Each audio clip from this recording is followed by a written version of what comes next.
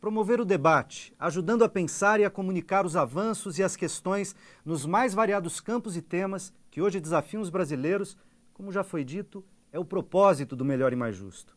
E a gente faz isso se empenhando em produzir um debate múltiplo que contemple as diferenças e as variações de posições e análises que circulam na sociedade, a partir de uma escuta atenta ao cidadão comum e, sobretudo, à sociedade civil, aos movimentos sociais e aos trabalhadores. Porque são esses atores, segmentos e dimensões sociais que alicerçam e dão sentido a uma democracia real. Olá, o programa Melhor e Mais Justo recebe hoje, com muito orgulho, aqui nos estúdios da TVT, o ministro das Comunicações, Paulo Bernardo. Prazer em recebê-lo, ministro. Seja bem-vindo à TVT.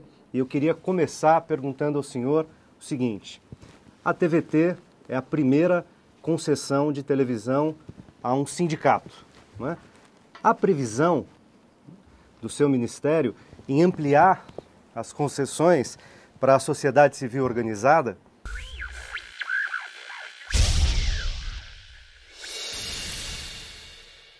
Bom, primeiro, uma satisfação visitar, e eu queria dizer que o principal objetivo, a minha curiosidade maior, era justamente conhecer o funcionamento de uma televisão mantida nos moldes da TVT. Como você disse, a concessão para uma fundação ligada ao Sindicato dos Metalúrgicos foi, na época, uma decisão nova, inédita, e com certeza nós temos que avaliar o funcionamento, porque isso pode ser um modelo a ser multiplicado.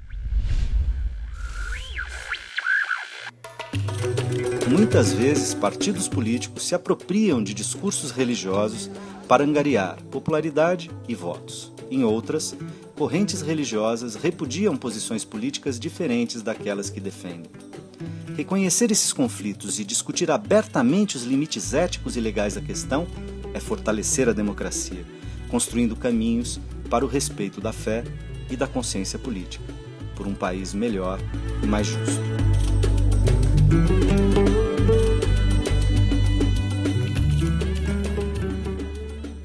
Na hora em que certos dogmas ou questões, princípios religiosos, bateram de frente com certas questões do campo social e político brasileiro, não só brasileiro, mas na eleição recente, que foi a questão da descriminalização do aborto, isso virou e foi usado das mais variadas formas, não quero nem entrar no mérito de quando bem ou mal usado, mas foi usado das mais variadas formas. E, por exemplo, uma das coisas que os movimentos de mulheres e as mulheres reclamavam é que, em muitos momentos, a questão da saúde delas, né, ou talvez na maior parte do debate, a questão da saúde delas, ou seja, a questão do aborto como um problema de saúde pública, sequer foi tocado, né?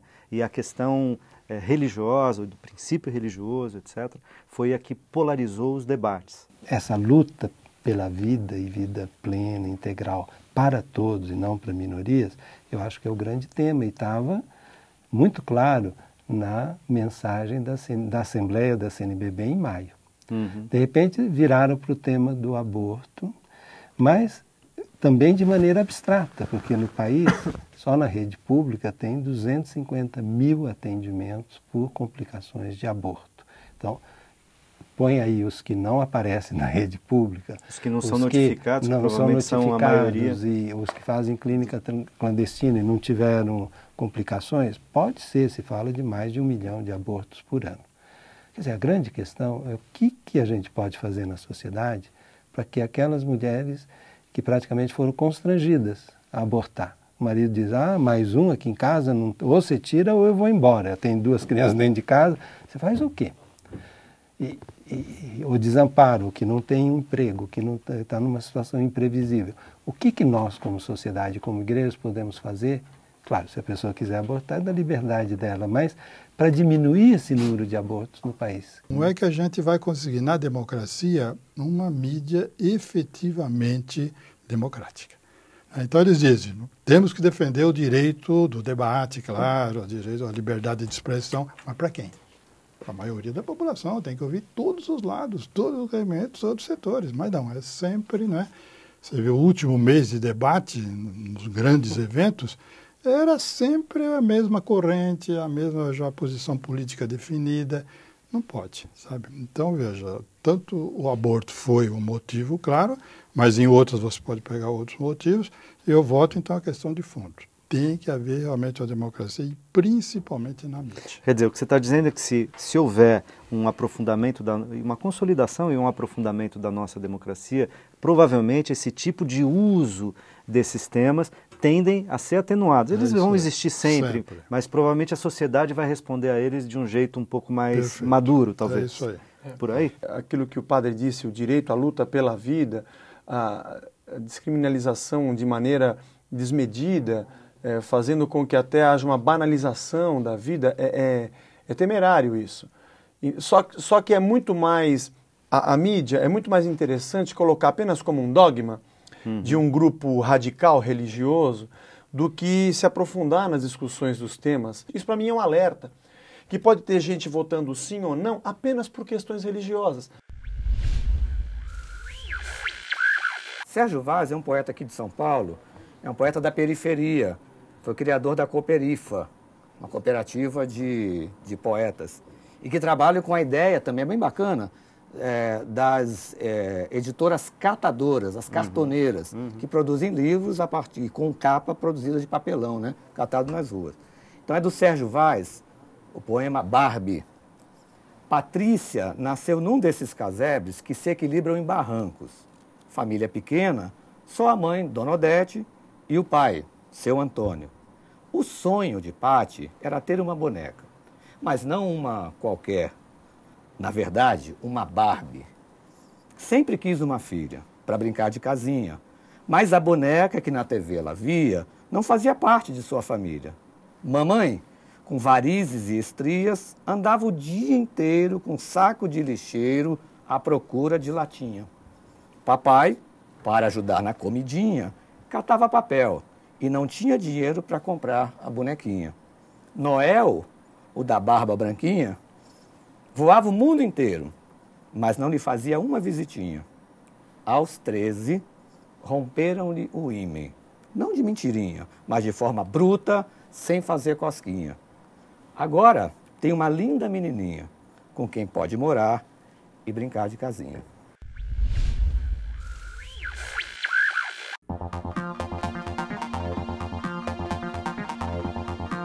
Quais são os limites entre a cidadania e a marginalidade?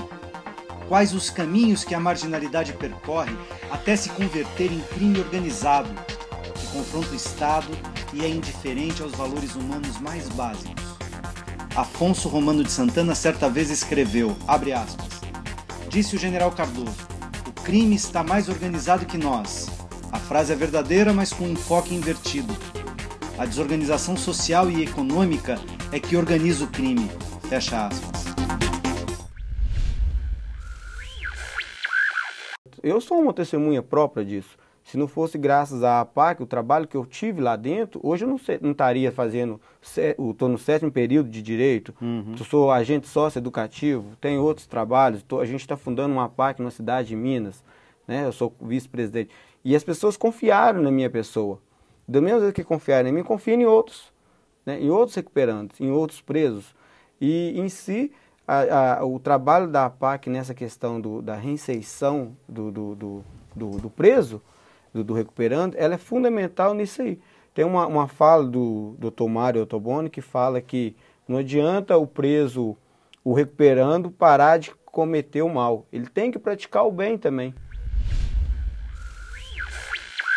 Há uma crescente insatisfação com a forma de organização da produção e distribuição, especialmente pelos limites impostos frente ao crescimento de uma série de doenças profissionais, não é? O isolamento, a depressão que a economia internacional vem gerando, ademais de seus impactos profundamente insatisfatórios em termos de sustentabilidade ambiental. Então, nesse sentido, essa insatisfação, né, nos abre a perspectiva de ter um sentido de vida muito mais contemporâneo dos desafios humanos.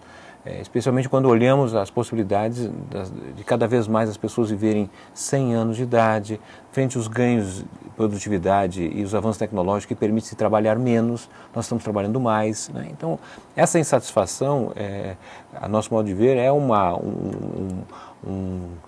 rio que está levando uma água para um moinho da economia solidária. Agora, não pode ser, evidentemente, apenas um esforço, um evento natural. É fundamental que o Estado se faça presente. É claro que até mesmo dentro do movimento dos militantes, daqueles que acreditam e defendem a economia solidária, há uma certa tensão em relação ao papel do Estado, né? Porque, evidentemente, dependendo da forma de atuação, pode ser uma subordinação, pode ser um uso, mas eu me encontro entre aqueles que entendem que o Estado, não é, ele captura recursos e utiliza os recursos em prol da sociedade. Então, esse segmento da economia solidária, da economia popular, historicamente no Brasil, infelizmente, ele vem sendo pouco tratado, ou quando não mal tratado. Quer dizer, nós olhando do ponto de vista da estruturação desse segmento, até como um modo de produção alternativo ao capitalismo, ele pressupõe ter crédito, ter financiamento. Eu acho que microcrédito é isso.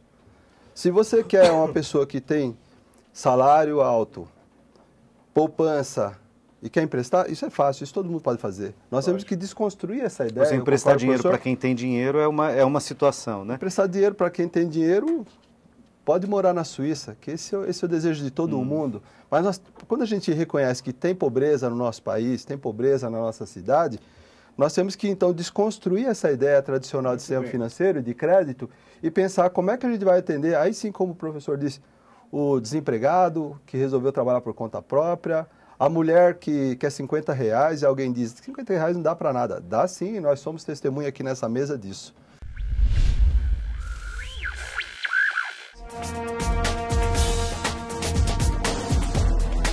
Até agora, a reciclagem no Brasil aconteceu por iniciativas isoladas de poderes públicos, de ONGs e principalmente pelas mãos dos garimpeiros do lixo. Faça sol ou faça chuva, cerca de 1 milhão de catadores percorrem todos os dias as ruas do país para garantir o sustento da própria família. Na catação informal, eles são responsáveis, em grande parte, pelos bons índices da reciclagem nacional.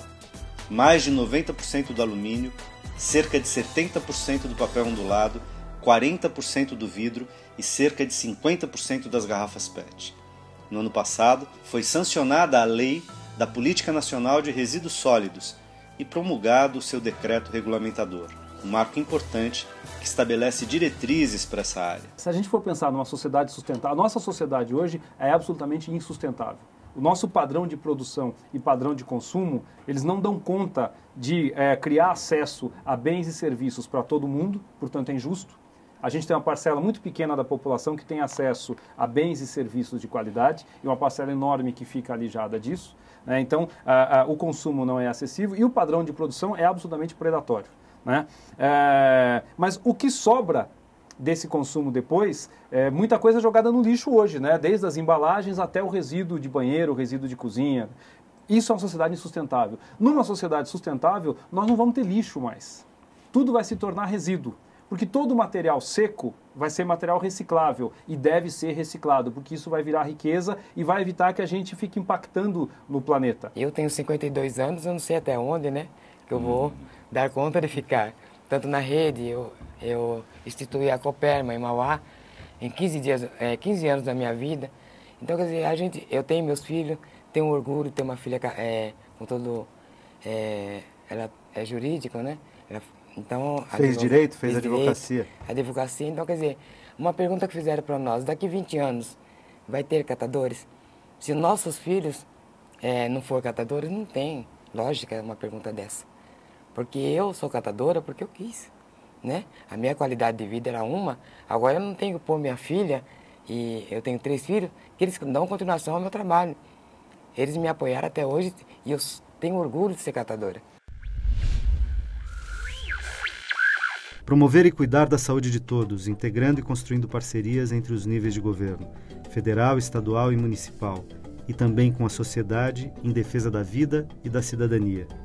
Criado pela Constituição de 88, o SUS, Sistema Único de Saúde, é uma verdadeira política de Estado, por isso não é deste ou daquele governo, mas o resultado de uma ampla e intensa luta de vários movimentos sociais ao longo dos últimos 50 anos, pelo menos. Espero que as pessoas que hoje estão envolvidas e que acreditam realmente que esse é o melhor sistema de saúde, que não é só para um, é para todos.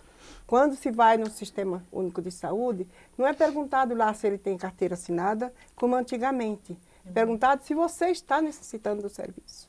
Quem passou o que eu já passei, e todas as vezes que eu falo nisso, eu fico muito emocionada. Para internar minha mãe, eu precisei tirar um atestado de pobreza.